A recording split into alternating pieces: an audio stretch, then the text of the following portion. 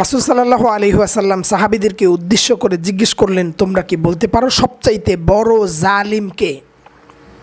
তখন রাসূল সাল্লাল্লাহু আলাইহি ওয়াসাল্লামের প্রশ্নের উত্তরে সাহাবীরা বললেন, সবচাইতে বড় জালিম সুদখোর। রাসূল সাল্লাল্লাহু আলাইহি সাল্লাম বললেন না। তখন বললেন ঘুষখোর।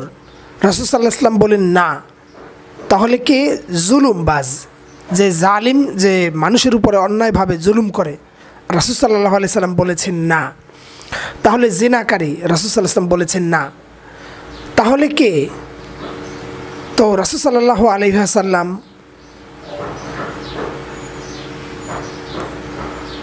তিনি কথা বললেন যে সবচাইতে বড় জালিম ওই ব্যক্তি যিনি আজানের শব্দ শুনেছে কিন্তু নামাজ পড়তে আসেনি। নাউজুবিল্লাহ।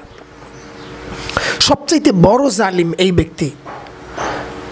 আল্লাহ রাসূল সাল্লাল্লাহু আলাইহি ওয়াসাল্লাম অন্য একটি হাদিসের মধ্যে ইরশাদ করেছেন, মান তারাকাস সালাতা কাফারা আও আইয়াশরিকু বিল্লাহ ওয়া ইয়াকফুরু বিল্লাহ।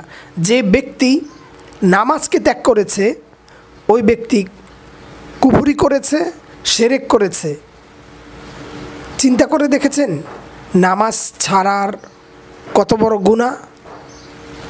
আমরা নামাজের সময় অনেক অজুহাত দেখাই, আমার কাজ আছে, আমার ব্যবসা আছে, আমার শরীর নাপাক, আমার এটা হয়েছে ওটা হয়েছে।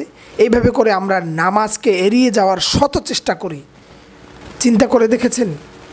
কিন্তু আল্লাহর নবী সাল্লাল্লাহু আলাইহি সাল্লাম বলেছেন সবচাইতে বড় জালিম ওই ব্যক্তি যে নামাজ পড়তে যায় না আজান শুনেও। আল্লাহ তাআলা আমাদেরকে তৌফিক দান করুক নামাজি হওয়ার জন্য।